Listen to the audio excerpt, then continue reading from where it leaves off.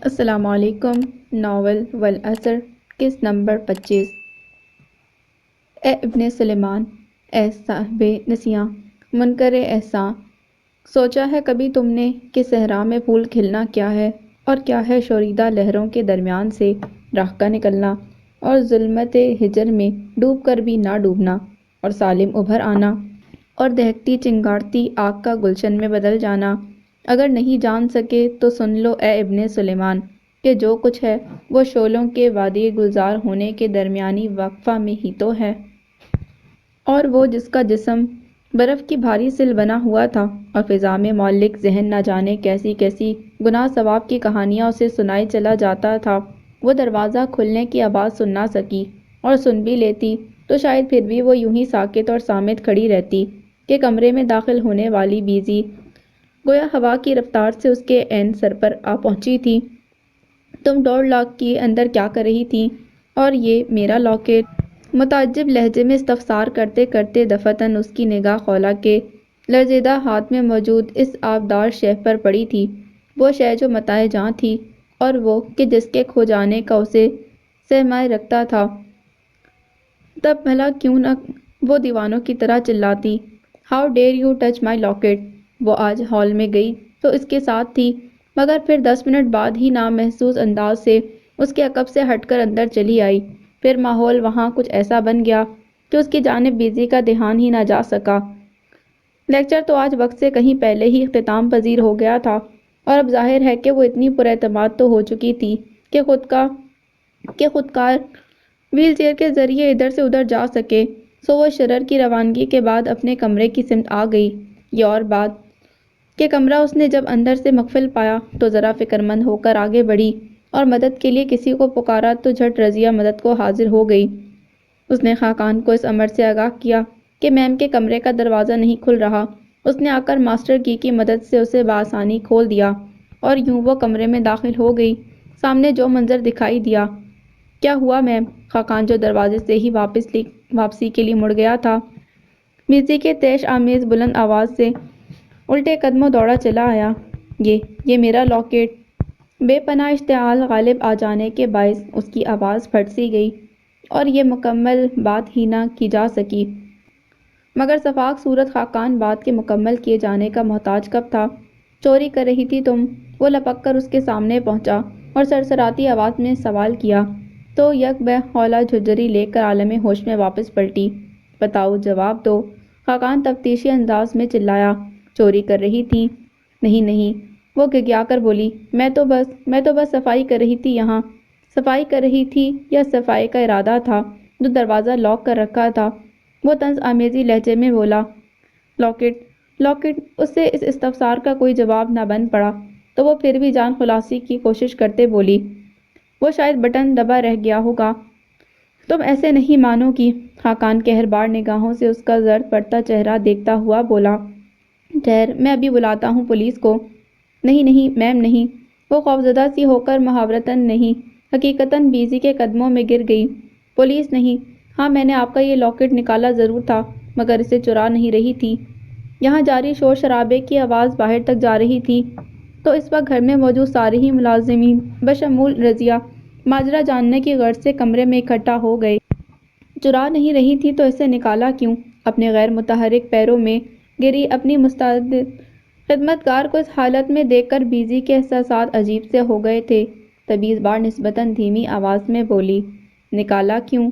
اس سوال کے دوہراتے سمے بے اختیار اس کی نگاہ ہاتھ آئی شے ہاتھ سے پھسل جائے کے غم میں مبتلا کھڑی رضیہ کی سمت اٹھی تو وہ بے طرح ٹھٹک گئی۔ یہ پاگل کہیں سچ تو نہیں پھوٹنے چلی ہے؟ اس سوچ نے اسے سراسیمہ سا کر کے رکھ دیا، سو وہ بے اختیار ایک قدم پیچھے کی جانب ہٹ گئی۔ میں بس اس نام کی حیرت اور لاکٹ کی خوبصورتی کو قریب سے چھو کر محسوس کرنا چاہتی تھی۔ اس نے رضیہ کے فک ہوتے چہرے سے نظر ہٹاتے ہوئے اس بار پورے اعتماد سے کہا تو چند ثانیے خاموشی سے بے بس ٹکر ٹکر سی بیزی اس کا چہرہ دیکھنے لگی۔ بس کچھ دیر بعد وہ لب کشا ہوئی تو لہجے میں غم تھا۔ بس! خولا نے بھی اسی کے لہجے میں جواب دیا۔ آپ چاہیں تو میں قسم اٹھانے کو تیار ہوں۔ کس کی قسم؟ بیزی نے بے چین ہو کر پوچھا۔ اس کی! خولا نے بعد عقیدت اور احترام وہ لاکٹ اپنی دائیں ہتھیلی پر رکھ کر اس کی جانب بڑھاتے کہا۔ تب یک لہجہ بیزی نے خولا کے چہرے کی جانب دیکھا اور دیوانوں کی طرح ہنسنے لگی، بے تحاشا اور بے وجہ۔ مگر نہیں، وجہ تو تھی، وجہ تو بہرحال تھی اس مجنونانہ کہکوں کے پیچھے۔ تم جاؤ خاقان، ہنستے ہنستے تھک کر وہ رو پڑی تھی، اسے چھوڑ دو، یہ سچ کہہ رہی ہے۔ ہمیں معاملات میں صاحب الرائے سے مشورے کی تعلیم دی گئی ہے، سو میں نے آپ سے مشورہ کیا اور آپ کے مشورے پر استخارہ بھی۔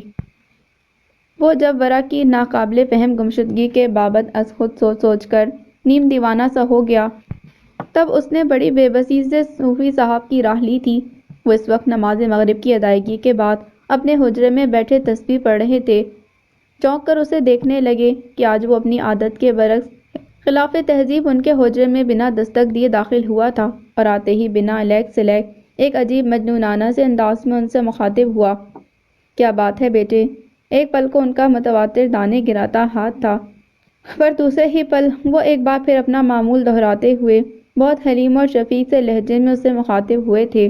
بیٹھ جاؤ، بیٹھ کر اطمینان سے بات کرو۔ کیسے بیٹھ جاؤں؟ وہ جو 48 گھنٹوں سے مستقل جاگ رہا تھا، رکت زدہ سے لہجے میں بولا، اطمینان ہی تو نہیں آ پا رہا۔ اس طرح اطمینان کا رخصت ہو جانا ہمارے گناہوں کا نتیجہ ہے۔ انہوں نے وہی مخصوص انداز فکر اختیار کیا جس کی صورتحال میں قطعاً ضرورت نہیں تھی۔ گناہوں کا نتیجہ؟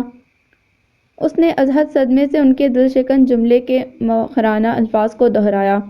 میں نے تو ایک مصیبت میں گرفتار پریشان حال لڑکی کی درخواست پر اس کی مدد کرنے کا ارادہ کیا تھا، تو کیا یہ گناہ ہے آپ کی نظر میں؟ استغفر اللہ، استغفر اللہ۔ صوفی صاحب تھڑا کر مزید شد و مد سے تسبیح کے دانے گراتے بولے، میں کیا اور میری نظر کیا؟ تو پھر آپ یہ کیسے کہہ گئے کہ میری بے اطمینانی دراصل میرے گناہوں کا نتیجہ ہے؟ اگر کسی کی بھلائی سوچنا گناہ ہے تو پھر اس گناہ میں تو آپ بھی حصے دار ہوئے کہ یہ قدم میں نے آپ ہی کے مشورے سے تو اٹھانے کی ہمت کی تھی۔ کیسا مشورہ بیٹے؟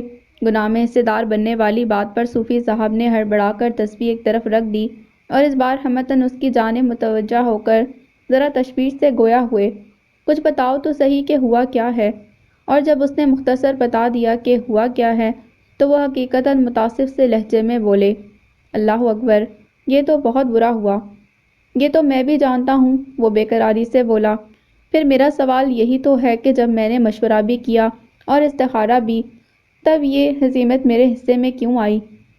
ہوگی اس کی کوئی مصلحت؟ وہ انگشت شہادت چھت کی جانب کرتے سنجیدہ لہجے میں بولے، پر وہ ماننے کو تیار نہ ہوا۔ اس کی مصلحت ہمیشہ اس کے ماننے والے ہی کے آڑے کیوں آتی ہے؟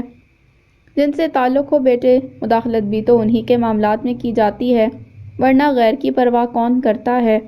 پر وہ تو سبھی کا ہے نا، وہ دکھی سے لہجے میں بولا۔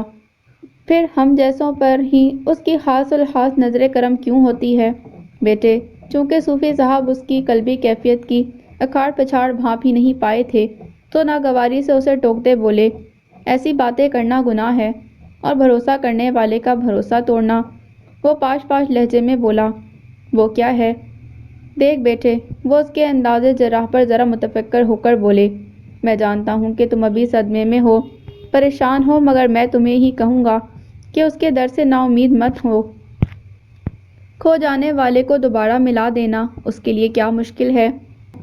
تم ایسا کرو کہ روز وقت تہجد نماز حاجت پڑھ کر دعا کرو، مجھے یقین ہے انشاءاللہ وہ بچی جلد تمہارے سامنے آ جائے گی۔ کیا ہوا امی، اس طرح کیوں رو رہی ہیں؟ یوں تو وہ اپنی سلطنت سے باہر دیار غیر میں عموماً قدم رکھنے سے دانستہ گریزاں ہی رہا کرتا تھا، مگر ابھی یوں باہر نکل آیا کہ طاری سناٹا شاہد تھا کہ وہ اس وقت یہاں تنہا ہے، سو وہ اس نعمت کا فائدہ اٹھانے کی غرض سے باہر نکل آیا اور دھیرے دھیرے چلتا فیروزہ کے کمرے میں داخل ہو گیا۔ اس کمرے کو اس نے رینا کے لاکھ زور لگانے پر بھی کسی اور کے تصرف میں آنے نہیں دیا تھا۔ یہ کمرہ اس کی جنت تھی، سکون تھا، قرار تھا، اور دل شکستہ کا ہر بار نئے سرے سے پارا پارا ہو جانے کا سبب بھی۔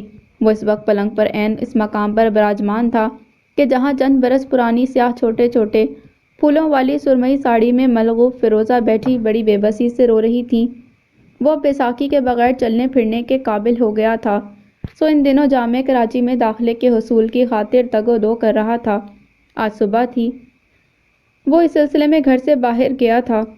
لوٹا تو عادتاً سب سے پہلے ان کے کمرے میں چلا آیا اور یہاں دیکھا تو اے بابو، فیروزہ اسے اپنے سامنے دیکھ کر کچھ گھبرا گئی تھیں۔ چنانچہ جلدی سے آنسو دائیں ہاتھ کی پشت سے رگڑ کر ممتا بھرے لہجے میں اس سے مخاطب ہوئیں۔ تم آ گئے، بتائیں اس طرح کیوں رو رہی ہیں آپ؟ اس نے ان کی بات بدلنا محسوس کر کے مزید بےقراری سے پوچھا۔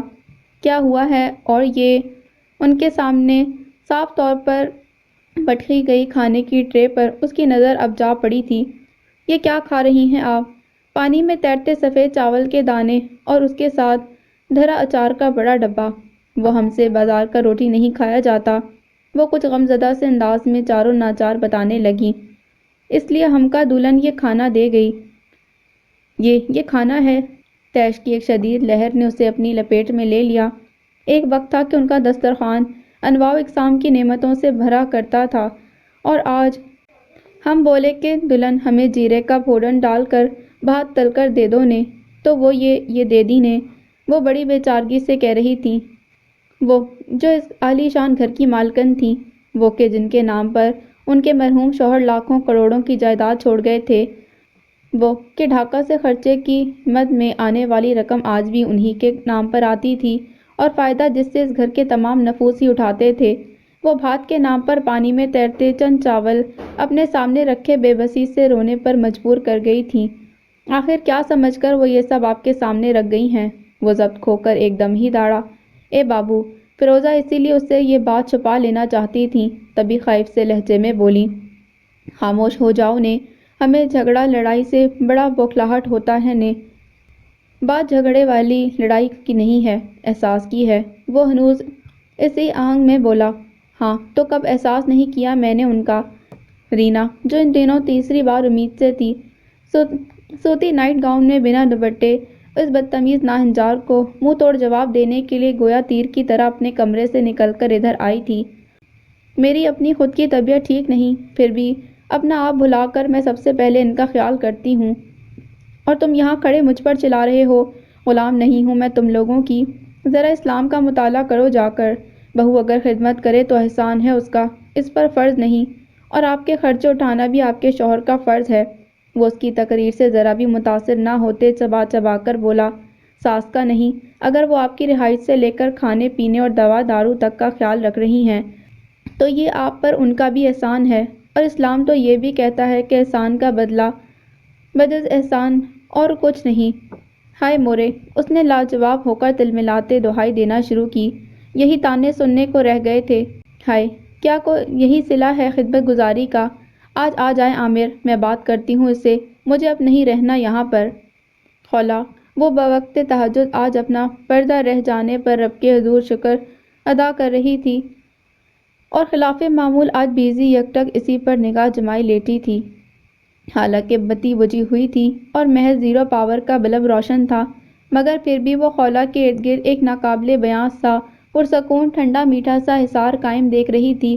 اس کی زندگی کس قدر مشقت سے عبارت تھی، پھر بھی وہ کیسے، آخر کیسے اتنی مطمئن، متحمل اور راضی براضی دکھائی دیتی تھی؟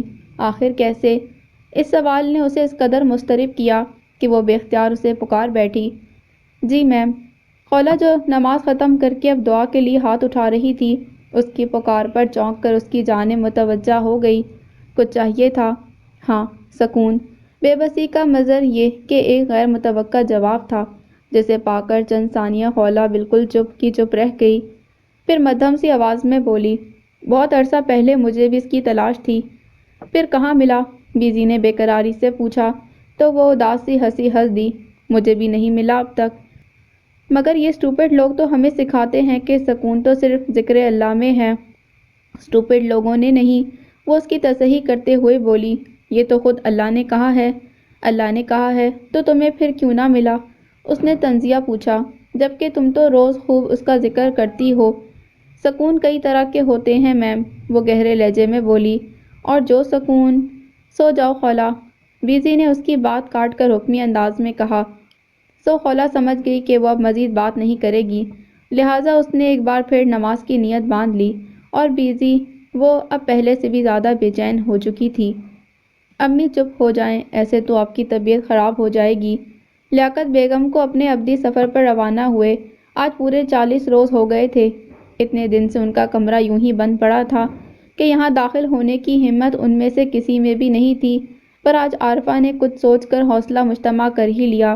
ارادہ تھا کہ ان کے زیر استعمال کپڑے، دیگر اشیاء کچھ بطور نشانی رکھ کر باقی مستحقین کے حوالے کر دی جائیں، مگر کمرے میں داخل ہوتے ہی ان کی نگاہ جوں ہی ان کی خالی مسحری اور سرہانے پر رکھی تسبیح پر پڑی، ان کا دل گویا آنکھوں کے راستے بہہ نکلا۔ یہ فسانہ عدم بھی کیا شے ہے، جب بھی سکوں دل ہر بار نئے سرے سے پاش پاش ہونے لگتا ہے۔ رجا ان کے پیچھے پیچھے مدد کروانے کی غرض سے کمرے میں وارد ہوئی تھی، اور اب پچھلے 10-15 منٹ سے انہیں چپ کروانے میں ہلکان ہوئی جا رہی تھی۔ اے کاش کہ بھابھی بیگم یہ بات کے لیے راضی ہو جاتی تو آج یہ کمرہ یوں خالی نہ پڑا ہوتا۔ وہ زاروں کے تار روتے ہوئے بولی۔ اب اس بات پر رجا کیا کہتی، سو خاموش ہی رہی، مگر وہ ملول لہجے میں بولے چلی جا رہی تھی۔ یا میں ارسم ہی کو منا لیتی، بہت برا کر گئی ورا، بہت برا کر گئی، تم سے تو بہت دوستی تھی اس کی۔ انہوں نے روتے روتے اچانک اس کا چہرہ دیکھا۔ تم سے کیسے اس کا دل کا حال مخفی رہ گیا؟ وہ نادان تھی، پر تم تو سمجھدار تھی نا، تمہیں خیال رکھنا چاہیے تھا، تم سے کیسے چوک ہو گئی؟ وہ بے ربطی سے کہتی چلی گئیں۔ یہ اور بات کہ ان کا ایک ایک لفظ رجا کے دل کے بوجھ کو بڑھاتا چلا گیا۔ ہاں مجھے خیال رکھنا چاہیے تھا، وہ بڑبڑاہٹ نما لہجے میں خود کلامی کرتے ہوئے بولی۔ ہاں مجھ سے چوک ہو گئی کہ نادان وہ نہیں میں تھی۔ وہ ماں کو چپ کرواتے کرواتے خود بھی پھوٹ پھوٹ کر رو دی۔ تمہاری محبت نے بہت ذلیل کروایا ہے مجھے عامر، لیکن بس اب بہت ہوا۔ وہ اب فیروزہ کے کمرے سے نکل کر لاؤنج میں داخل ہو رہا تھا۔ خیال تھا وہاں کچھ دیر بیٹھنے کا، مگر یہ کیا، لاؤنج کے صوفوں کی جگہ اب دوسرے صوفے رکھے تھے، جہازی سائز کھانے کی میز کی جگہ اب 6 کرسیوں والی شیشے کی میز رکھی تھی۔ وہ مہمان خانے میں ابھی گیا نہیں تھا، جاتا تو دیکھتا۔ اشیاء کی عدل بدل کا یہی فارمولہ وہاں بھی لاگو کر کے گھر کے ساز و سامان کی حق ملکیت کا دعوے دار تبدیل کیے جانے کی بھونڈی سی کوشش شروع ہو چکی تھی۔ اسے قدرتی طور پر والدین کے بڑے چاؤ سے خریدے گئے ساز و سامان سے فطری انس تھا، سو اس نئی صورتحال نے اسے افسردہ کر دیا۔ آخر لالچ میں اندھا ہو کر کوئی کیا کچھ کر سکتا ہے؟ وہ بیٹھا نہیں، بس وہاں کھڑے کھڑے سوچے گیا، اور سامنے موجود بند کمرے کی دیواروں کی اس طرف ایک نظر جو اس نے کبھی دیکھا نہیں، مگر اس گھر کے در و دیوار جس کے گواہ تھے، وہ تازہ ہو رہا تھا۔ رینا کو عیسیٰ کے آئینہ دکھانے نے زخمی ناگن بنا دیا تھا، لہٰذا رات عامر کے لائے گئے چرغے سے اچھی طرح انصاف کرنے کے بعد وہ آنکھوں میں آنسو بھر لائی اور ہو گئی شروع۔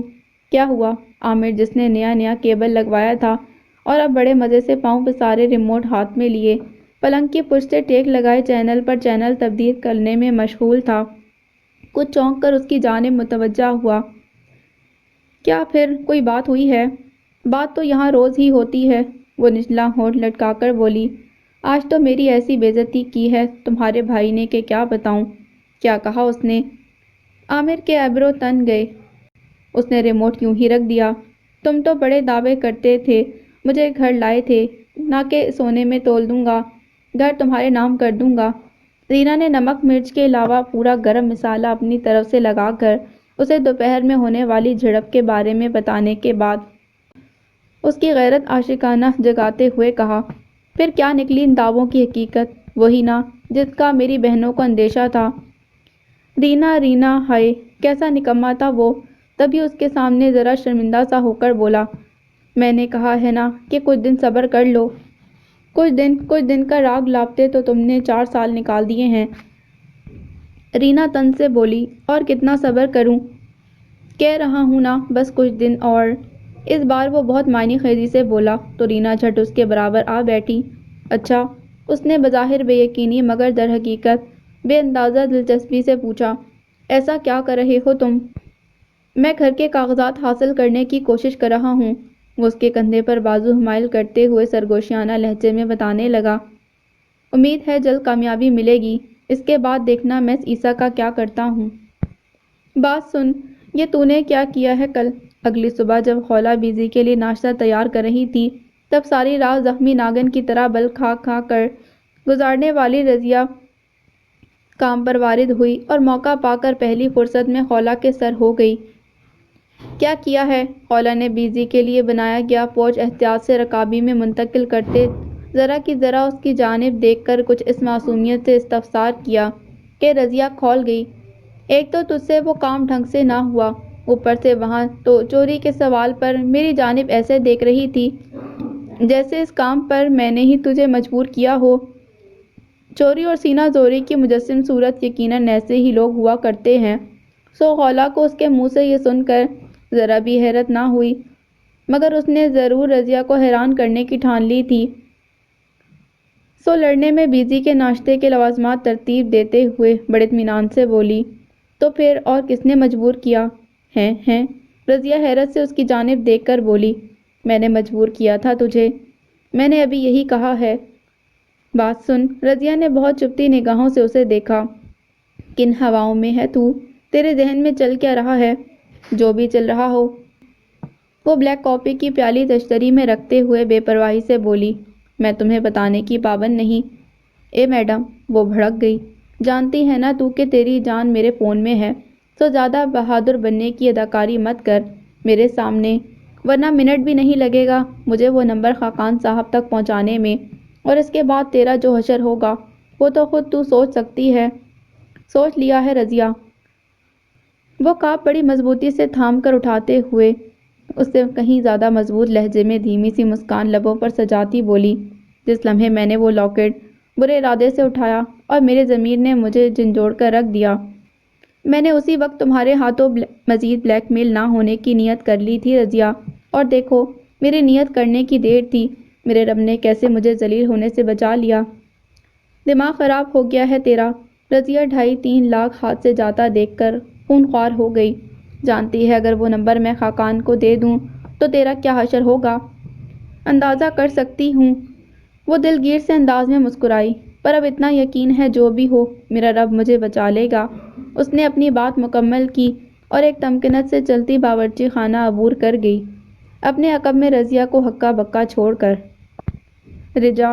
رات وہ اپنے پلنگ پر لیٹی خالی نگاہوں سے متوازی رفتار سے گھومتا چھت کا پنکھا دیکھنے میں منہمک تھی کہ تبھی بے آواز ٹی وی کی دھندلی سی متحرک تصویروں پر خواہ نظریں جمائے بیٹھی واصلہ نے اچانک اس کی جانب دیکھتے اسے پکارا۔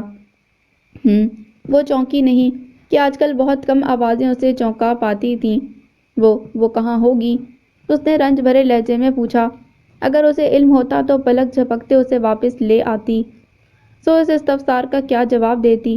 بس خاموش ہی رہی، پر واصلہ شاید آج خاموش ہونے کا ارادہ نہ رکھتی تھی، سو معصوم سے لہجے میں مزید بولی، رات کو جب بھی اس کا خیال آتا ہے تو مجھے ڈر لگنے لگتا ہے رجا، کیا اسے نہیں لگتا ہوگا؟ پتہ نہیں، ہر چند کہ اسے اس جملے نے اندر سے جھنجھوڑ کر رکھ دیا تھا، تاہم وہ سپاٹ سے لہجے میں بولی، بے عقل بونگی تو تم سب مجھے سمجھتے تھے، مگر دیکھو، واصلہ بھرائی ہوئی آواز میں بولی، اصلی بے وقوف تو وہ نکلی جو اس طرح گھر چھوڑ گئی، پر گھر چھوڑ کر آخر وہ گئی کہاں ہوگی رجا؟ یہ سوال مجھے روز پریشان کرتا ہے۔ نہیں پتا۔ بالآخر رجا بے حسی کا چولا اتار کر ایک جھٹکے سے اٹھ بیٹھی، مجھے نہیں پتا وہ کہاں گئی ہے، تایا جان اور ابو سے ڈھونڈنے کی اپنی سی کوشش کر تو رہے ہیں، پھر ملی کیوں نہیں وہ اب تک؟ واصلہ ضبط کھو کر بے اختیار رو پڑی، اس کا خالی بیڈ دیکھتی ہوں تو مجھے رونا آتا ہے، مجھے نہیں رہنا اس کمرے میں، یہاں سے چلی جاؤں گی میں۔ نہیں واصلہ نہیں، رجا نے تڑپ کر اسے گلے لگایا، اگر تم بھی چلی گئیں تو ادھر اکیلی کیا کروں گی میں، کیا کروں گی؟ اب وہ دونوں گلے لگی اونچی آواز میں اس کی محبت میں رو رہی تھیں کہ جو محبت کی تلاش میں محبتوں سے منہ موڑ کر نکلی تھی۔ پڑھائی کیسی جا رہی ہے تمہاری؟ کوئی نامعلوم سا ساز دفتن لاؤنج میں گونجا تو وہ چونک کر ادھر ادھر دیکھنے لگا، آخر یہ کس شے کی آواز تھی؟ مترنم سا ساز ایک بار پھر ہوا میں منتشر ہوا، اس بار بے ساختہ اس کی نگاہ آواز کے مطبع کی جانب گئی تھی۔ ٹیلی فون سٹینڈ پر سرمئی ڈائل والے فون کی جگہ اب سیاہ بٹنوں والا سیٹ رکھا تھا، وہ پہلے چونکا، پھر ایک دم ہی بے اندازہ رنج سے سر جھکا لیا۔ بات تغیر پر افسردگی کی نہیں، رنج اس احساس کے دھیرے دھیرے فنا کیے جانے کا تھا، جو اس گھر کی چھوٹی چھوٹی اشیاء کے ساتھ جڑا تھا۔ ان دنوں کسی کے گھر میں فون کا لگ جانا بڑا مارکا سر کر لینے والی بات تھی۔ سو جو ہی یہ پہاڑ فتح ہوا، وہ چونکہ بچہ ہی تھا، سو بچوں ہی کی طرح بڑے شوق سے شاکر کے ساتھ جا کر وہ سیٹ خود اپنی پسند سے لے کر آیا تھا۔ فون کی نامانوسی سی گھنٹی پھر بج رہی تھی، مگر اس بار وہ اس کی توجہ حاصل نہ کر سکی کہ دھیان کا پرندہ کسی اور سمت اڑان بھر چکا تھا۔ اس وقت شاکر کا فون آیا ہوا تھا اور وہ اس سرمئی فون کا چونگا پکڑے ان سے مؤدبانہ لہجے میں محو گفتگو تھا کہ جو اب یہاں نہیں تھا۔ جی بھائی، اس نے شاکر کے استفسار کے جواب میں کہا۔ ٹھیک جا رہی ہے۔ تمہارے ساتھ والے کہاں سے کہاں نکل گئے؟ وہ تبصرہ کرتے ہوئے بولے۔ اب تم بھی محنت سے دھیان لگا کر پڑھنا۔ کوشش تو پوری کرتا ہوں، پر دھیان امی کی جانب لگا رہتا ہے۔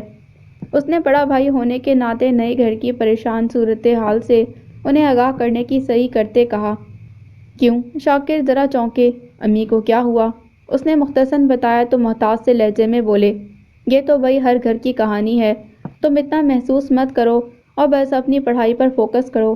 اور امی؟ وہ ان کے رد عمل پر ذرا حیران سا ہو کر بولا، امی کا خیال کون رکھے گا؟ ہم سب رکھ رہے ہیں۔ اس بار ان کا لہجہ ڈپٹنے والا تھا۔ تمہیں اتنا اوور سینسٹیو ہو کر سوچنے کی ضرورت نہیں، تمہارا کام پڑھنا ہے، تم صرف وہی کرو۔ ریئلٹی کو فیس کرنا سیکھو۔ تمہیں جلد از جلد اپنے پیروں پر کھڑا ہونا ہے، کوئی بھی ہو، کب تک کسی کو سپورٹ کر سکتا ہے؟ تم سمجھ رہے ہو نا میری بات؟ ان کی بات تو وہ بخوبی سمجھ رہا تھا، پر شاید اپنی سمجھانے میں ناکام رہا۔ تبھی انہوں نے اس کی کچھ بھی سنے بغیر ڈھیروں روایتی قسم کی نصیحتوں سے اسے نواز کر فون بند کر دیا۔ یہ تمہاری جنگ ہے، تمہیں ہی لڑنا ہوگی۔ یہ الوداع سے قبل ان کا آخری جملہ تھا۔ مگر ماں تو آپ سب کی بھی ہے نا؟ اس نے بے بسی سے جھٹ پٹاتے ہوئے سوچا۔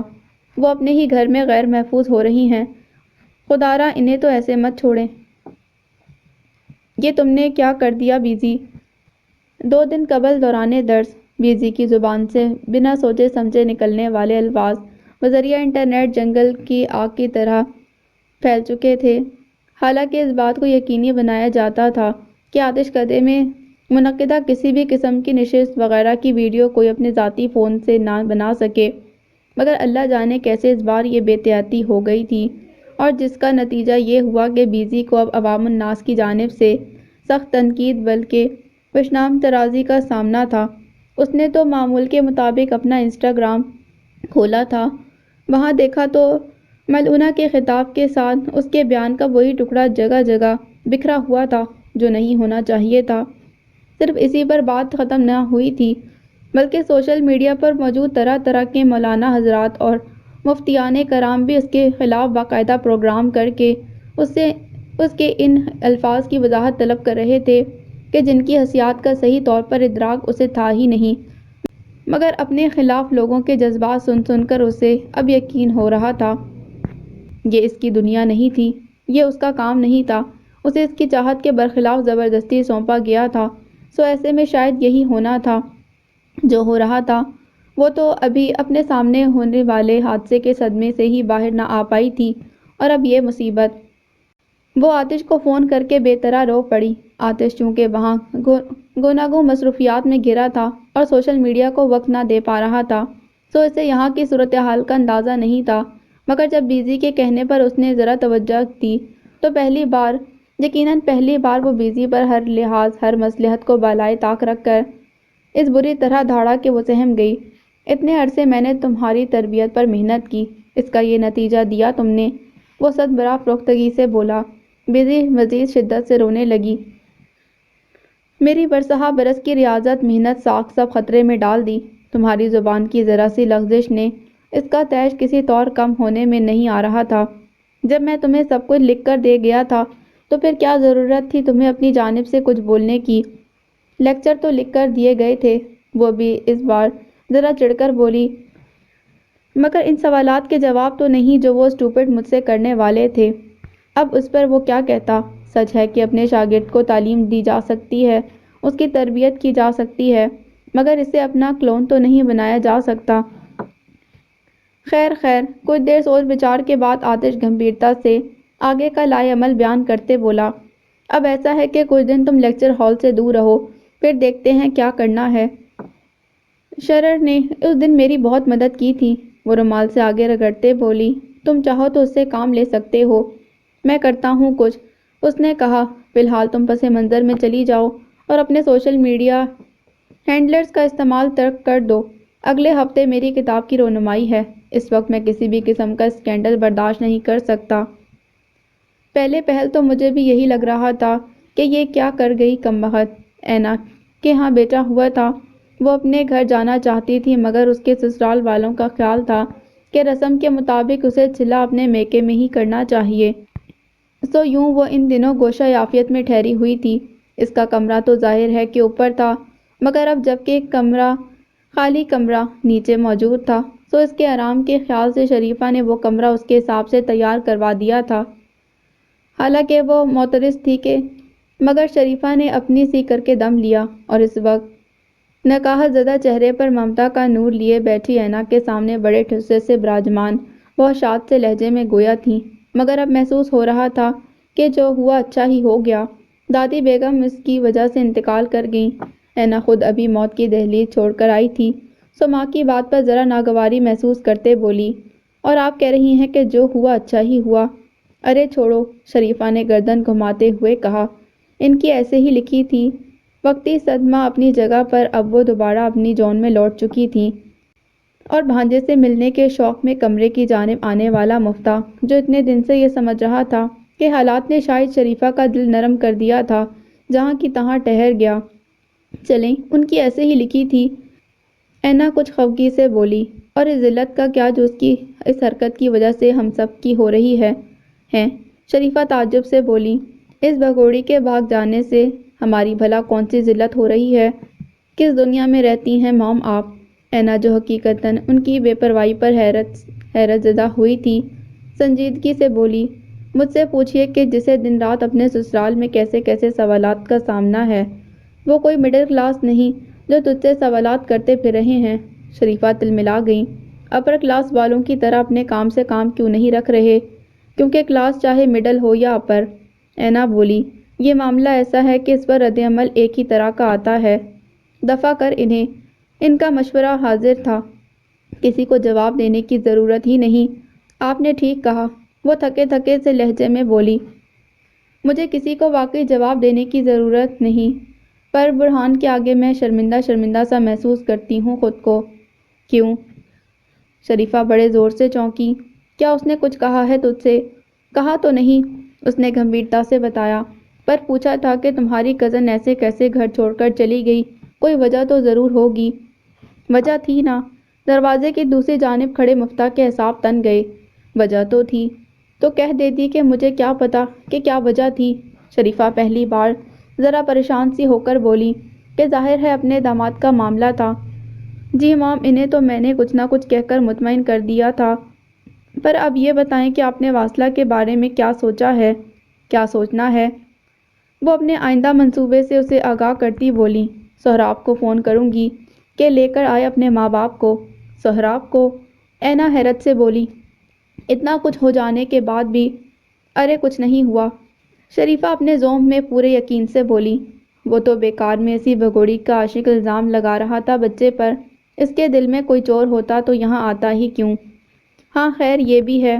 اینا کے برابر میں لیٹا مولود کسمسانے لگا، سو اس کی ساری توجہ اس جانب مبذول ہو گئی۔ سوچ رہی ہوں تمہاری طبیعت ذرا سنبھل جائے۔ شریفہ ایک لحظہ توقف کے بعد بولی، تو پھر عافیہ باجی کی طرف چلتے ہیں۔ وہ کس لیے؟ اینا احتیاط سے بچے کو اٹھا کر سینے سے لگاتے بولی، ارے عباد کے لیے فرحی کا ہاتھ مانگنے، اور کس لیے؟ وہ بولی، اب دیر نہیں کرنی، واصلہ اور عباد کو ساتھ ہی نپٹانے کا ارادہ ہے میرا۔ اور اپنے کہنے میں مصروف تھی کہ جب مفتا یہاں سے جا چکا تھا۔ کیا کر رہی ہیں؟ سو رہی تھی کیا؟ وہ لاؤنج کے در و دیوار سے جھلکتی اجنبیت سے اکتا کر ایک بار پھر فیروزہ کے کمرے میں چلا آیا تھا، اور ابھی وہ کمرے میں داخل ہی ہوا تھا کہ جیسے کسی نے بٹن دبا کر ایک دھماکے سے وہ منظر روشن کر دیا کہ جس میں وہ اپنے بے طرح الجھے سرمئی بالوں کے درمیان سے دو حصے کیے ہاتھی دانت سے بنی کنگھی بمشکل تمام ان میں پھیرنے کی کوشش میں ہانپ رہی تھیں۔ عامر جو اس وقت ان کے کمرے میں وارد ہوا تھا، ارے نہیں رے بابو، وہ سادگی سے بولی، اپنے سر میں کنگھی نہیں نہ کیے تھے اتنے روز سے، ابھی وہی کرنے کی کوشش کر رہے ہیں، پر لگتا ہے نہ ہی کر پائیں گے نے۔ ان کا نحیف بازو اس معمولی مشقت سے ہی درد کرنے لگا تھا، سو انہوں نے تھک ہار کر کنگھی تھاما ہاتھ پہلو میں گراتے مایوسی سے کہا، اب آئے گی نا جب شونا تو اس سے کہیں گے کہ چٹیا گوندے ہماری یہی۔ وہ جو ڈھیلا ڈھالا سا بیٹھا تھا فیروزہ کی اس بات پر مان تیر کی طرح سیدھا ہوتے تلملا کر بولا، آپ کی یہی باتیں رینا کو سب کی نظروں میں ذلیل کروانے کا باعث بنتی ہیں۔ اے بابو، وہ حیران سی ہو کر بولی، ہم تو دلہن کا نام بھی نہ لیے، پھر تم کاہے ہمرے سر ہو رہے ہو؟ سر اس لیے ہو رہا ہوں کہ بالوں میں کنگھی کروانے کے لیے آپ شونا باجی کا انتظار کیوں کر رہی ہیں؟ رینا سے کہیں وہ آپ کا خیال نہیں رکھتی کیا؟ اس کے لہجے میں کچھ ایسی تیزی کندی تھی کہ فیروزہ بیچارگی محسوس کرتے وضاحتاً بولی، ہم کب انکار کیے بابو، پر ہمیں اچھا نہیں لگتا نا کہ ایسی حالت میں تکلیف دینا۔ ابھی کتنی اچھی اچھی باتیں کر رہی ہیں آپ، وہ عورتوں کی طرح دو بدو بحث کرتا بولا، یہی باتیں عیسیٰ کے سامنے بھی کیا کریں نا آپ، اس سے تو بیٹھ کر آپ میری بیوی بیچاری کی شکایتیں لگاتی ہیں۔ ہم کب شکایت لگائے ہیں اس سے؟ وہ ناخلف کے لہجے پر رنجیدہ خاطر ہو کر بولی، بس بس سب جانتا ہوں میں۔ وہ تن سے منہ ٹیڑھا کرتے بولا، یہ تو میری بیوی کی اچھائی ہے جو اس ماحول میں گزارا کر رہی ہے، ہوتی کوئی اور تو آپ کو زہر دے کر کب کی فارغ ہو چکی ہوتی۔ اسے خود اندازہ نہیں تھا کہ رعونت میں کیا بول گیا، پر جو بول گیا تھا اس جملے نے فیروزہ کے دل کو زخم زخم کر دیا۔ ہم کو زہر دے کر فارغ کر چکی ہوتی؟ وہ صدمے سے چور لہجے میں بولی، ہم کا ایسے خراب آدمی ہیں؟ بس بس، وہ بیزاری سے ہاتھ اٹھا کر بولا، اب رونے دھونے مت بیٹھ جائیے گا، میں اس وقت آپ کے پاس ذرا ایک اہم کام سے آیا ہوں، یہ بتائیے کہ گھر کے کاغذات کہاں رکھے ہیں آپ نے؟ گھر کے کاغذات سے تم کا کیا کام ہے نے؟ فیروزہ ذرا چونک کر بولی، تو وہ بھانپ گیا، آج کل کے حالات کا کوئی بھروسہ نہیں، گھر میں چوریاں ہو رہی ہیں، ڈاکے پڑ رہے ہیں، میں اس لیے پوچھ رہا ہوں کہ کل کلاں کوئی گھر کے کاغذات اڑا کر لے گیا تو ہم خوار ہوتے پھریں گے۔ تم کا پریشان ہونے کی کوئی ضرورت نہیں، فیروزہ خفگی سے بولی، ڈاکو اگر لے گیا نے ہمرا کاغذ سیف تو ہم کچھ بھی کر لیں گے نے۔ کیسے ہو شرر؟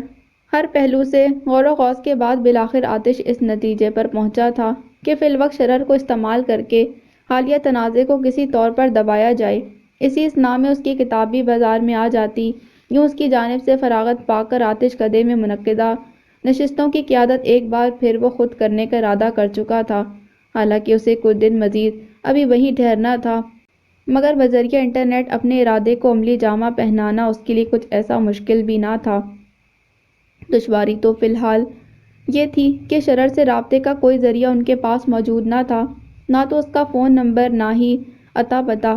متفکر بیزی رہ رہ کر افسوس کر رہی تھی کہ اے کاش اس کا نمبر ہی حاصل کر لیا ہوتا، مگر اب وہ کرے تو کیا کرے؟ لیکچر کا دن نزدیک آ رہا تھا اور ایسے میں اس کی بے چینی اور آنے والوں کا سامنا کرنے کا خوف بڑھتا جا رہا تھا۔ آتش اب اس بات پر بحالت مجبوری غور کر رہا تھا کہ کیوں نہ کچھ عرصے کے لیے نشستوں کا سلسلہ موقوف کر دیا جائے، کہ تبھی بیزی کے لیکچر سے ایک روز قبل وہ اس سے کیا گیا مدد کا وعدہ نبھانے کی خاطر آتش کدے چلا آیا۔ اسے روبرو پا کر بیزی کو جیسے جان میں جان آ گئی اور اس نے بنا وقت ضائع کیے اپنے فون سے آتش کا نمبر ملا کر فون شرر کو یہ کہہ کر تھما دیا کہ سر آتش اس سے بہت ہی خاص بات کرنے کے خواہش مند ہیں۔ یوں اب رابطہ قائم ہونے پر اس کے آداب کے جواب میں یک بیک چونک جانے والے آتش نے اپنی مخصوص اور پر اثر آواز میں اس کی خیریت دریافت کی تھی۔ میں جیسا بھی ہوں اس سے کوئی خاص فرق نہیں پڑتا، وہ جیسے خود ہنس کر بولا، اس لیے میرے رہنے دیجیے، آپ اپنی سنائیے سر آتش، کہ آپ کیسے ہیں؟ تم سے رابطے کی کوئی صورت نہ پا کر ذرا متفکر تھا، وہ لہجے کو لطافت کا پیراہن پہنا کر بولا، پر اب بہت مطمئن ہوں۔ اب میں اس کے جواب میں زہ نصیب تو کہہ نہیں سکتا کہ یہ نصیب، مقدر، قسمت جیسے بقول آپ کے ارریلیونٹ الفاظ کے استعمال تو آپ کے ہاں ممنوع ہے۔ نہیں، وہ ذرا سا مسکرا کر بولا، تم چاہو تو اس لفظ کو ادبی پیرائے میں استعمال کر سکتے ہو۔ رہنے دیجیے سر، وہ ترنت بولا، میں اتنا بے ادب بھی نہیں ہوں۔ تمہاری یہی بے باک حاضر جوابی تمہارا تو رہ امتیاز ہے شرر۔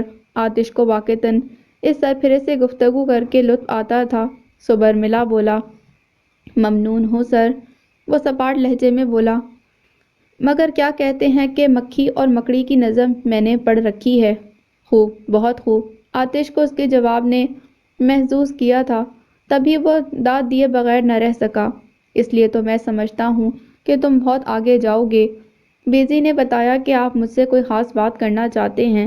چونکہ اسے اپنے متعلق آتش کی جانے والی پیش گوئی میں کوئی دلچسپی نہیں تھی، تو وہ اس کی بات نظر انداز کر کے گمبھیرتا سے بولا، مجھے تمہید باندھ کر وقت ضائع کرنے کی ضرورت نہیں۔ اب جب کہ شرر سیدھا مطلب کی بات پر آ ہی گیا تھا، سو وہ بھی درجہ سنجیدگی سے بولا، ساری صورتحال تمہارے سامنے ہے۔ میں بیزی کو بہت اعتماد سے اپنا قائم مقام بنا کر گیا تھا، مگر اس سے کام خراب ہو گیا۔ انٹرنیٹ پر اس کے خلاف ایک طوفان بپا ہے، اسے شدید رد عمل کا سامنا ہے۔ یہ سب میں جانتا ہوں سر آتش۔ وہ بے تاثر سے لہجے میں مگر کچھ سوچتی نگاہوں سے سامنے براجمان کچھ بے چینی، کچھ پریشانی سے شرر کو سنتی بیزی کا چہرہ دیکھ کر بولا، آپ وہ بتائیے کہ جس کی خاطر مجھ سے رابطہ کیا ہے، اس کی بنا لاک لپیٹ سیدھے سیدھے سوال پر آتش کچھ دیر کے لیے خاموش ہو گیا، پھر بہت ہموار اور نپے تلے سے لہجے میں بولا، میں چاہتا ہوں کہ آتش کدے کے لیکچر ہال میں کچھ دن اب صرف تمہاری آواز گونجے، اور اتنی بڑی ذمہ داری آپ مجھے کیوں سونپ رہے ہیں؟ اس نے حیران ہوئے بغیر مگر ذرا الجھ کر پوچھا تھا، کیونکہ تم میری خاص نشست کا حصہ رہے ہو۔ وہ بولا، خاص نشست کا حصہ تو وہ یوٹیوبر صحافی بھی رہا ہے۔ وہ کج بخشی سے بولا، اس طرح تو یہ کام آپ اسے بھی دے سکتے ہیں۔ نہیں دے سکتا، آتش خوش سے لہجے میں بولا، کیوں نہیں دے سکتے؟ سوال کرنے میں تو وہ ماہر تھا، سو اسی مہارت کا مظاہرہ کرتے بولا، کیونکہ اس کا ایک نیوٹرل امیج ہے۔ آتش کو جواب دینے میں کبھی بھی کوئی دقت نہیں ہوتی تھی، سو اس وقت بھی بڑے آرام سے اس کی تفشیح کی خاطر بولا، اور اس کا یہ امیج ہمارے لیے بہت کرامت ہے۔ تم کرو یہ کام، تمہیں کون جانتا ہے؟ ہاں واقعی، وہ سر جھٹک کر بولا، مجھے کون جانتا ہے؟ مگر اب چونکہ آتش قدر تمہارا حوالہ بننے جا رہا ہے، سو میری نصیحت ہے کہ الفاظ کا چناؤ کرنے میں خاص احتیاط برتنا۔ وہ ناصحانہ بولا تو شرر مضطربانہ کہہ اٹھا، لیکن سر یہ بہت بڑی ذمہ داری ہے۔ ہاں ہے، اس نے انکار نہیں کیا، پر جانے کیوں مجھے بھروسہ ہے تمہاری فصاحت اور بلاغت پر، اور بلا شبہ زبان دانی پر بھی، اس لیے یقین ہے تم یہ ذمہ داری بحسن طریقے نبھا لو گے۔ وہ انکار کر کے یہاں سے بھاگ جانا چاہتا تھا، مگر کچھ تھا جس نے اس کے قدم زنجیر کر لیے تھے۔ لنچ یوں ہی اب تک میز پر پڑا ہے، کیا پرابلم ہے؟ کھانا کیوں نہیں کھایا تم نے؟ وہ پچھلے 1 ماہ سے اس بنگلے نما قید خانے میں بند تھی۔ اس کے کھانے پینے کا بندوبست اور دیگر اشیائے ضروریہ کا خیال سرور شاہ ہی کے ذمے تھا۔ وہ یہاں مستقل رہتا نہیں تھا، بس 2-4 دن میں کسی وقت چکر لگا کر اس کا حال احوال اور ضرورت دریافت کرتا، 2-4 عامیانہ جملے اس کی جانب اچھالتا اور اپنی راہ لے لیتا۔ یوں تو اتنے دن سے ڈبہ بند اشیائے خورد و نوش پر اس کا گزارا تھا، پر آج وہ کسی ہوٹل سے گرما گرم تازہ کھانا لے کر آیا تھا جسے اس نے ہاتھ تک نہ لگایا۔ گھنٹہ 1.5 یہاں گزار کر جب وہ عادتاً سی ڈی پر ایک انگریزی نغمے کی دھن بجاتا واپسی کے لیے نکل رہا تھا، تب اس کی نگاہ میز پر رکھے کھانے پر پڑی اور اس کے شیشے کی سطح سے آبدار ماتھے پر بل پڑ گئے۔ جا کر اس کا مقفل دروازہ کھٹکھٹایا، جو اس نے بنا ہچکچاہٹ کھول بھی دیا، اور اس کے استفسار پر چڑھک کر بولی، مجھے نہیں کھانا؟ کیوں نہیں کھانا؟ اس نے آنکھیں ذرا میچ کر اسے گھورتے پوچھا، پہلے میری بات کراؤ سہراب سے۔ اس کا آج بھی وہی مطالبہ تھا، کتنی بار سمجھاؤں کہ اس کا کوئی کانٹیکٹ نمبر میرے پاس نہیں، وہ جب چاہتا ہے خود رابطہ کر لیتا ہے مجھ سے۔ وہ بیزار ہو کر بولا، پر کیوں کر رہا ہے وہ ایسے؟ وہ اچانک ہذیانی ہو کر چلائی، آخر کیا مصیبت پڑی ہے اسے؟ وہ اب تک آیا کیوں نہیں یہاں؟ وہ پچھلے 1 ماہ سے صبر صبر صبر کی تلقین سن رہی تھی۔ اس عرصے میں 2-3 بار ہی سہراب سے فون پر بات ہو سکی تھی، آخر وہ اور کتنا صبر کرتی؟ تمہاری فیملی پولیس کی مدد سے تمہیں ڈھونڈ رہی ہے، اس نے چڑھ کر بتایا۔ ذرا سی بھی بے احتیاطی انہیں سہراب تک لے آئے گی، اور پھر وہ لوگ سہراب کے ذریعے ایزیلی تم تک پہنچ جائیں گے۔ اتنی سی بات سمجھ نہیں آ رہی تمہارے؟ میں جانتا ہوں کہ تم سہراب سے ملنے کو تڑپ رہی ہو، مگر کمان میں بھی ایسی بھی کیا بےتابی۔ بکواس بند کرو اپنی۔ اس کا لہجہ کچھ ایسا بے باک تھا کہ ورا خفت سے سرخ پڑ گئی۔ اور دفع ہو جاؤ یہاں سے۔ سرور شاہ کے لبوں پر دڑ آنے والی معنی خیز مسکراہٹ پل میں معدوم ہوئی اور وہ یک بیک کراتے ہوئے بولا، یہ گھر میرا ہے اور تم اس وقت میرے رحم و کرم پر ہو، اس لیے زبان سنبھال کر بات کرو مجھ سے۔ مجھے ایسے لہجے سننے کی عادت نہیں۔ آئندہ مجھ سے اس طرح بات کی تو میں بھول جاؤں گا تم سہراب کی ہو۔ وہ ریڑھ کی ہڈی میں سنسناہٹ دوڑاتے لہجے میں کہہ کر فی الفور یہاں سے جا چکا تھا اور بڑا وہ خوف کے ایک نئے ذائقے سے آشنا ہوئی تھی، سو کچھ دیر تو ساکت اور صامت یوں ہی کھڑی رہی، پھر احساس تذلیل سے پھوٹ پھوٹ کر رو دی۔ کیا بات ہے، آج بڑی فریش سی لگ رہی ہیں۔ وہ میکانکی سے انداز میں کمرے سے نکل کر اب اجاڑ حال لان میں آ بیٹھا تو کتاب زیست کا ایک اور لمحہ بڑے ہولے سے اس کا ہاتھ تھام کر آہستگی سے اس کے ساتھ ہی آ بیٹھا تھا۔ اس نے ان دنوں پڑھائی کے ساتھ ساتھ ٹیوشنز بھی پڑھانا شروع کر دی تھیں۔ یوں وہ قدرے مصروف ہو گیا تھا مگر فیروزہ سے غافل نہیں۔ اس وقت سپہر کے 4 بجنے والے تھے اور اسے ایک ٹیوشن کے لیے نکلنا تھا، سو عادتاً فیروزہ کو الوداع کہنے کے لیے ان کے کمرے میں جھانکا اور انہیں وہاں نہ پا کر ذرا تشویش سے سارے گھر میں انہیں تلاش کرتا پھرا۔ وہ اندر کہیں نہیں تھی، سو بڑی تیزی سے لان کی جانب آیا اور انہیں وہاں کین کی کرسی پر براجمان پا کر اسے یک گونا قرار سا ملا تھا، سو وہ ان کے برابر میں گرنے کے سے انداز میں بیٹھتے شوخی سے بولا۔ حالانکہ خاکی رنگ کی سلوٹ زدہ ساڑی میں ملبوس وہ بہت ویران، بہت اداس اور کسی گہری سوچ میں مستغرق دکھائی دیتی تھیں، پر اس کے شوخ لہجے پر وہ پھیکے سے انداز میں مسکرا دیں، پر بولی کچھ نہیں۔ تب اس نے ذرا سنجیدہ سا ہو کر پوچھا، کیا ہوا امی، طبیعت ٹھیک ہے؟ کیا سوچ رہی ہیں؟ ہم سوچ رہے ہیں کہ تیرے ابو نہ جاتے تو کتنا اچھا ہوتا۔ وہ غمگین سے لہجے میں بولیں تو وہ اداس ہو گیا۔ آپ کو ابو یاد آ رہے ہیں؟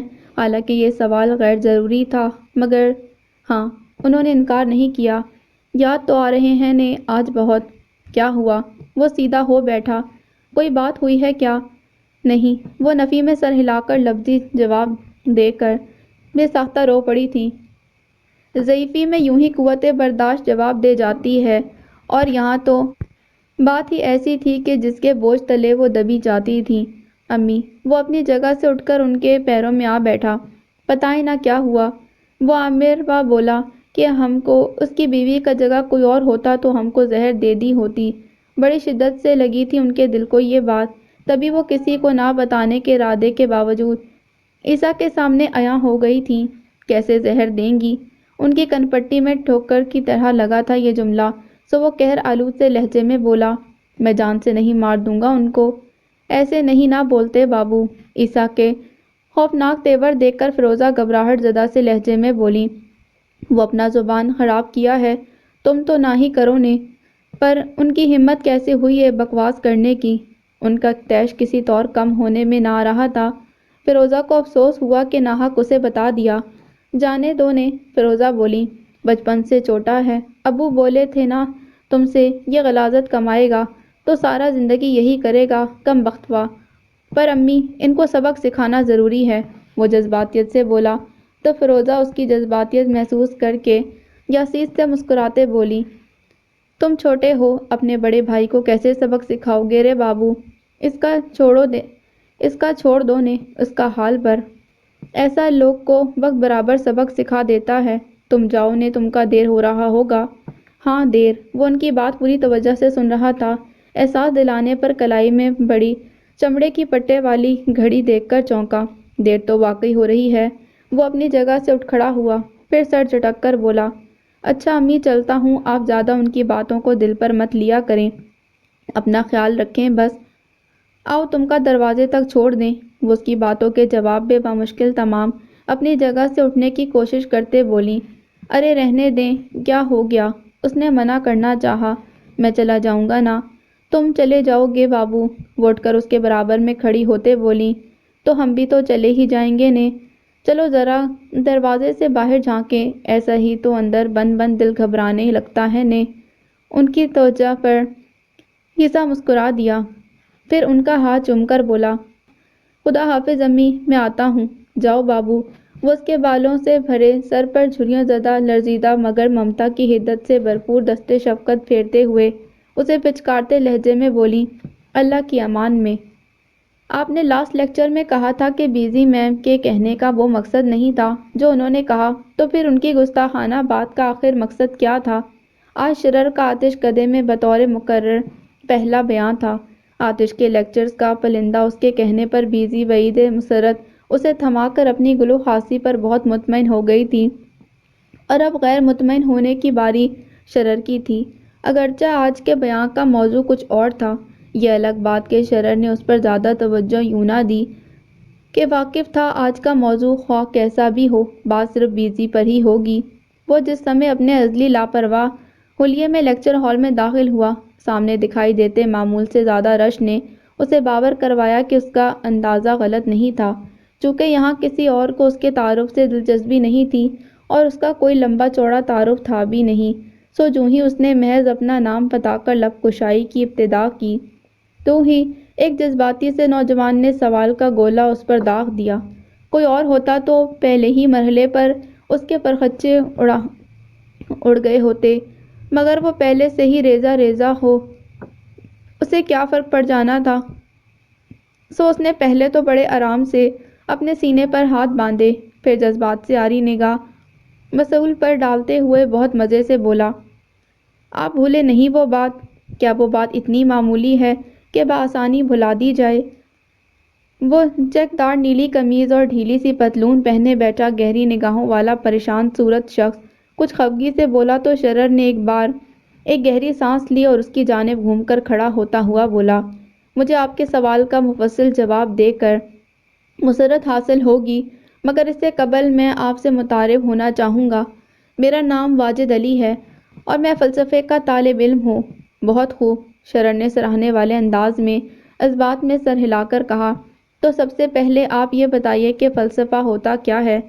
فلسفے کی تعریف تو کچھ یوں ہے کہ وہ علم جو کسی بھی شے کی ماہیت، ان کے وجود کے اسباب اور حقیقت پر بحث کرتا ہے، اور بحث اسی صورت میں ہو سکتی ہے کہ جب کوئی اختلاف رائے موجود ہو۔ وہ بولا، ہے نا واجد علی؟ ایسا ہی ہے، وہ سر ہلاتا ہوا بولا، تو جب ایسا ہی ہے تو اختلاف رائے کا احترام کرنا بھی ضرور فلسفہ سکھاتا ہوگا۔ بالکل۔ اس پر شرر بڑے دل سے مسکرایا، پھر جد کرنے والے لہجے میں بولا، تو سمجھ لیجئے بس یہی میرا جواب ہے۔ شرر، آپ بات کو گھما رہے ہیں۔ اس بار وہی نوجوان بحث میں کودا تھا کہ جس کو اس روز بیزی جواب دے کر آج تک زیر عتاب تھی۔ بیزی میم نے جو کہا اس کا جواب یہ کیسے ہو گیا؟ وہ ایسے ہو گیا کہ جہاں مذہبی کتابوں کے بارے میں نظریہ حمایت موجود ہے، وہیں ایک نظریہ مخالفت بھی وجود رکھتا ہے۔ شرر نے فلسفیانہ انداز اختیار کرتے ہوئے کہا، مگر انہوں نے جو کہا اس کا صاف صاف مطلب کفر ہے۔ وہ جذباتیت ہی سے بولا کہ ظاہر ہے اس کے جذبات کو ٹھیس پہنچی تھی۔ آپ کے نزدیک اتنا ہی آسان ہے کسی پر کفر کے فتوے لگانا؟ وہ تعصب سے بولا، انہوں نے صرف یہ کہا تھا کتابوں میں درج بہت سے نظریات کو آج کی سائنسی تحقیق یکساں غلط ثابت کر چکی ہے۔ اس سے مراد بنیادی مذہبی نظریات نہیں تھے۔ سائنس تو آئے روز خود اپنے ہی پرانے نظریات کو باطل قرار دے دیتی ہے۔ وہ شد و مت سے بحث کرتا ہوا بولا، باقی سارا ہال دم سادے یہ مکالمہ سن رہا تھا۔ ہاں تو ہو سکتا ہے کل خود سائنس بھی رجوع الی اللہ کر لے۔ تو میرے بھائی، اس میں تمہیں اور مجھے کیا مسئلہ ہو سکتا ہے؟ شرر کا انداز کچھ ایسا تھا کہ اس کی اس بات پر ہال میں ایک زبردست قہقہ پڑا۔ تو پھر کیا خیال ہے، چلیں آج کے موضوع کی جانب۔ اس نے بڑی خوبی سے بیزی کی فاش غلطی سنبھال لی تھی، کچھ اس انداز سے کہ رات اس لیکچر کی ویڈیو اپنے فون میں دیکھتے آتش نے اپنی چپتی تیز روشنی سے بھری آنکھوں میں معنی خیز مسکراہٹ لا کر اس مرد بے پرواہ مگر پر اسرار اور کرامت کے لیے بہت کچھ سوچ لیا تھا۔ سہراب، تم کہاں تھے؟ کہاں رہ گئے تھے سہراب؟ پورے 2 ماہ بعد ایک رات جیسے دبے پاؤں بہت آہستگی سے بالکل اچانک سہراب آ کر اس کے سامنے کھڑا ہو گیا۔ وہ تو یوں ہی سمجھ کر کہ اس کی نظر کا دھوکہ ہے، مگر جب اس نے قلب کو منجمد کر دینے والی آواز میں اسے پکارا، تب وہ دیوانہ وار اس کے سینے سے لکھنے کو آگے بڑھی۔ مگر پھر فوراً ہی جھجک کر اپنی جگہ ٹھہر گئی۔ یہ اور بات کہ وہ جذبہ سارے کا سارا اس کے لہجے میں سمٹ آیا تھا۔ دیکھو میں محبت میں سرخرو ٹھہری، میں تمہاری ایک پکار پر اپنا سب کچھ پیچھے چھوڑ آئی سہراب۔ ہاں، وہ چند ثانیے یوں ہی بنا پلک جھپکے اسے دیکھے گیا، پھر عجیب سر سے انداز میں مسکرا کر بولا، مگر ایک چیز اپنے ساتھ لے کر آ گئی ہو ناز آفریں۔ وہ کیا؟ یقیناً اس کا محبوب اس کی قربانی کا قدردان تھا، تبھی تو اس کی آندھی طوفان کی محبت کو خراج تحسین پیش کرنے کے لیے تمہید باندھ رہا تھا۔ اسے یہی گماں گزرا تھا، تبھی بڑے ناز سے مسکرائی۔ وہ جوڑا جو عیسیٰ نے اپنی ہونے والی دلہن کو بڑے چاؤ سے دیا ہوگا، وہ مسکرا کر کہتا دھیرے دھیرے چلتا اس کے نزدیک آ کر ٹھہر گیا۔ کیا کہہ رہے ہو؟ اس کے پھیلے لب یکدم سکڑے۔ وہی جو تم نے سنا، وہ ہنوز نافہم سے انداز میں مسکراتا بولا، وہ جوڑا تم لے آئی ہو نا؟ ہاں تو اور کیا کرتی؟ وہ الجھن محسوس کرتے ہوئے بولی، وہ جوڑا تم نے پہن رکھا تھا نا؟ کیوں پہن رکھا تھا؟ سہراب، یہ تم کیسی باتیں کر رہے ہو؟ اس کا رنگ اڑ گیا سہراب کی آنکھوں میں دیکھ کر۔ میں نے بتایا نا کہ… وہ اپنے ہونٹوں پر انگلی رکھ کر اس کی بات درمیان سے قطع کرتا اسے خاموش رہنے کا اشارہ کرتے بولا، مجھ سے رابطہ نہیں ہو پا رہا تھا تو تم اس کی دلہن بننے چل دی۔ سہراب، وہ بے یقینی سے آنکھیں پھاڑے اس کا چہرہ دیکھنے لگی۔ بتاؤ نا حورِ جہاں، میں کیا کرتی؟ وہ روحان سی ہو کر بولی، حالات کچھ ایسے ہو گئے تھے، میری تو کچھ سمجھ میں نہیں آ رہا تھا کہ کیا کروں، سمجھ میں نہیں آ رہا تھا یار، وہ بدل گیا تھا۔ کیا کہہ رہے ہو؟ وہ اس الزام پر شدت رہ گئی۔ بتاؤ نا مہتاب جان خانہ خراب، مجھے بہت ڈر لگ رہا ہے تم سے۔ وہ ایک قدم پیچھے ہٹتے ہوئے بولی، تم مجھ سے اس طرح بات کیوں کر رہے ہو؟ ڈرو مت غنچۂ دہن، وہ شفاقی سے بولا، میں تو وہی ہوں، تمہارا سہراب جس سے تم بے وفائی کرنے چلی تھی۔ کوئی بے وفائی نہیں کر رہی تھی تم سے مان، وہ چلا اٹھی۔ خیال یہی تھا کہ ابھی جو ہو رہا ہے، اگر وہ ہو بھی گیا تب بھی تم واپس آ کر سب سنبھال لو گے، اتنا بھروسہ تو تھا مجھے تم پر۔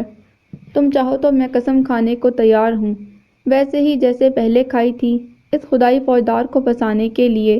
اس نے مسکراتے لہجے مگر سرد نگاہوں سے اسے دیکھتے پوچھا۔ وہ دم بخود رہ گئی۔ بتاؤ نا جامع سرور، جواب دو نا۔ اچانک ہی اس نے سائڈ ٹیبل پر دھڑک کرسٹل کا گلدان اٹھا کر آئینے میں دے مارا۔ سنگھار میں اس کا آئینہ ایک دھماکے سے زمین بوس ہوا، اور اس کے ساتھ ہی اپنے خوش رنگ خوابوں کا تعاقب کرتی غور کے بیاباں میں بھٹک جانے والی وہ حسین تتلی بھی، جس کی پنڈلی میں ایک ٹھوکر مار کر وہ غصے سے بھیپرا محبوب کمرے سے باہر نکلتا چلا گیا۔ عامر کہہ رہا تھا کہ بس کچھ دن اور صبر کر لو، میں گھر کے کاغذات حاصل کر لوں، پھر دیکھنا اس عیسیٰ کا کیا کرتا ہوں۔ وہ سر جھکائے ہنوز لان کی گھسی ہوئی کرسی پر بیٹھا ہوا تھا کہ نہ جانے کیا بات تھی۔ وہ اٹھ کر اندر جانے کی سکت خود میں فی الوقت نہ پاتا تھا، پر اس کا شعور ایک ایسے منظر کو تھام رہا تھا جو اس نے من کی آنکھ سے بار بار دیکھا تھا۔ فیروزہ جس سمے عیسیٰ کو الوداع کر کے اندر لوٹی، رینا اس وقت لاؤنج میں لگے فون پر سائقہ سے محو گفتگو تھی کہ ایک ٹینشن میں کچھ مسئلہ آ گیا تھا، وگرنہ تو وہ اپنے کمرے میں ہی فون پر بات کر لیتی تھی۔ کیا کرے گا وہ اس سرپھرے کا؟ سائقہ جو اپنے 5ویں شوہر سے خلا اور حق مہر کے نام پر لاکھوں لے چکی تھی، اور ان دنوں اپنے میکے میں ہی رہائش پذیر تھی، موٹے موٹے رسیلے انگور مزے سے ٹونکتی ہوئی بولی، صرف باتیں ہی ہیں تیرے شوہر کی، میری مان تو یہ صبر چھوڑ اور کوئی قدم اٹھا لے اپنے روشن مستقبل کے لیے۔ تو کیا کروں؟ رینا سخت برا مان کر بولی، کیا تمہاری طرح اپنے شوہر سے طلاق لے لوں؟ تجھے تو طلاق لے کر بھی کچھ نہیں ملنا۔ سائقہ اس کے واجبی سے حق مہر کا مذائقہ اڑاتی ہوئی بولی، اس سے بول گھر میرے نام کرنا ہے تو بات کرے، کاغذات مانگے تھے بڑھیا سے۔ وہ آواز دبا کر ادھر ادھر محتاط انداز سے دیکھتی بولی، اس نے ہوا بھی نہیں لگنے دی کہ کہاں رکھے ہیں۔ ہا ہا ہا، سائقہ دل جلانے والا کہکا لگا کر بولی، وہ کیوں بتانے لگی، تو ہی کچھ کوشش کر۔ کیا کروں؟ رینا غصے سے دانت پیس کر بولی، کیا جان سے مار دوں اسے؟ ہاں مار دے۔ وہ ابھی اپنی اہم باتوں میں مشغول تھی، تبھی فیروزہ کے کمرے کی جانب سے ایک دھماکے سے کچھ گرنے کی آواز آئی۔ ہائے! رینا نے بے ساختہ فیروزہ کے کمرے کی سمت گھوم کر کہا، کہیں گر گرا تو نہیں گئی بڑھیا؟ کیا ہوا؟ سائیکا نے پوچھا۔ بڑھیا کے کمرے سے کسی بھاری چیز کے گرنے کی آواز آئی ہے، اس نے ذرا تشویش سے بتایا۔ تو یہ کہ بیٹیاں سکھا کر گئی تھیں بڑھیا کو کہ دروازے کی کنڈی کھول کر واش روم جایا کریں، کبھی خدا نہ خواستہ اگر گر ور گئیں تو بھابھی آ کر دیکھ تو سکتی ہیں۔ وہ نغمے کی نقل اتارتی ہوئی بولی تھی۔ ہاں تو باہر ہے کیا؟ سائیکا سفاکی سے مسکرا کر بولی۔ مت دیکھ جا کر۔ کیا مطلب؟ رینا چونکی۔ مطلب یہ کہ فون بند کر اور اپنے کمرے میں جا کر مزے سے سو جا۔ آیا کچھ سمجھ میں؟